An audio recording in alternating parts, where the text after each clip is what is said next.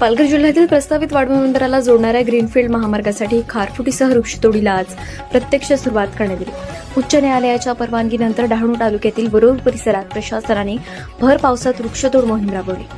या कारवाईला वाढवण बंदर विरोधी संघर्ष समिती आणि स्थानिक ग्रामस्थांनी तीव्र विरोध करत कृषी दिन पुरस्कारांचा उल्लेख करून सरकार विरोधात घोषणाबाजी केली. मोठ्या पोलीस बंदोबस्तात कारवाई सुरू ठेवण्यात आली. आज राज्यभर महाराष्ट्र कृषी दिन साजरा होत असतानाच वृक्षतोड होत असल्याने नागरिकांमध्ये संताप व्यक्त करण्यात आला.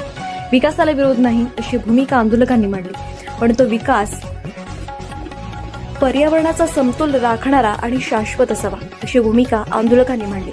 यावेळी आंदोलकांनी सरकार हमसे डरती है, पुलिस आगे करती है, तसेच एकच जिद्द वाढवण बंदर रद्द अशा घोषणा देत परिसर दणाणून सोडला.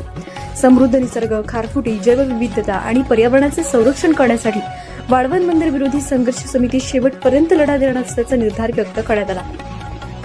हा संघर्ष केवळ एका प्रकल्पविरोधातील नसून पर्यावरण, शेती, मत्स्य व्यवसाय आणि स्थानिकांच्या अस्तित्वाच्या रक्षणासाठी असल्याचे आंदोलकांचे म्हणणे आहे. दरम्यान पत्रकार परिषदेत आंदोलनाच्या नेत्यांनी मुख्यमंत्र्यांच्या अलीकडील दौऱ्यावरही टीका केली.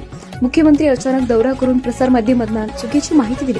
प्रत्यक्ष प्रस्तावित प्रकल्पग्रस्त भागात न जाता चिंचणी बीच परिसरातून माहिती दिली असा आरोप आंदोलनकर्त्यांनी केला. तसेच न्यायालयाने आजच्या कारवाईला परवानगी दिली असली तरी अशाच प्रकारची समुद्राची खोली असलेले इतर किनारी भाग उपलब्ध असताना वाढवणाचाच पर्याय का निवडला असाही प्रश्न त्यांनी उपस्थित केला. समृद्ध निसर्ग आणि पर्यावरण वाचवण्यासाठी हा लढा शेवटपर्यंत सुरू राहील आणि हा संघर्ष इतिहासात पर्यावरण संरक्षणाच्या लोक आंदोलनांपैकी एक लढा आपल्या निसर्गभूमीसाठी सुवर्णाक्षरांनी नोंदवला जाईल यात शंका नाही. महाराष्ट्र कृषी दिनाच्या दिवशी झाडांची कत्तल, कृषी रत्न पुरस्कार देऊन अधिकाऱ्यांचा सन्मान करा. आज राज्यभर महाराष्ट्र कृषी दिन उत्साह साजरा होत असताना दुसरीकडे पालघर जिल्ह्यातील वाढवण बंदराला जोडणाऱ्या ग्रीनफील्ड महामार्गासाठी खारफुटीसह मोठ्या प्रमाणावर वृक्षतोड सुरू करण्यात आली.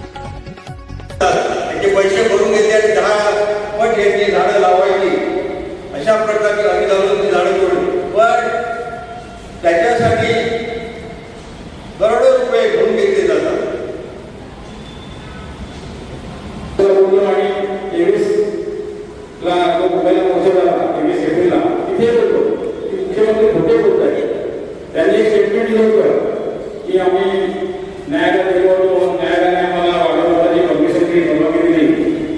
धामदास ग्रुप आहे की कुठेही सरकार न्यायालयात गेलं नाही. किंवा आमच्या 4 केसेस आहेत सुप्रीम कोर्टी हायकोर्टामध्ये आणि आम्ही त्यांना चॅलेंज केलं की तुमच्या कुठल्या संदेश सर्वांचे असेल तर सांगा, पण ते असं आम्हाला माहिती पडले नाही. त्यानंतर पालघरचा जो मोर्चा आपण पाहिला, आम्ही प्रसिद्धी दिली त्यावेळेस तुमचा आवाज नव्हतो.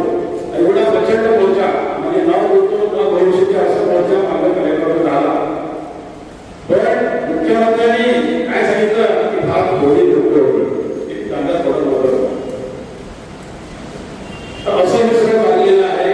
आमचा जे काही होणार आहे या वाढवणामध्ये ते पूर्णपणे नक्षीबाग विस्थापित होणार आहे. त्यांनी फक्त ध्यानून आलं ते दिवळीपर्यंत 8 गावातच फक्त पाणी होणार आहे असं म्हटलेलं आहे शासकीय पत्रकामध्ये.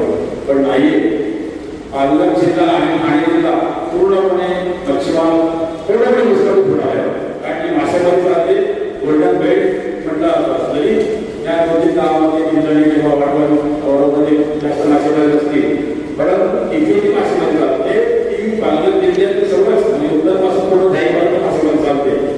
आणि त्या दिव्यांमध्ये कुठेच पडलं नाही शिपिंग कॅमेरा पसरतात. कारण 100 नॉटिकलच्या कोणी जायचे असतात, परंतु जेव्हा इथे असतात कुठे असतील काय असतील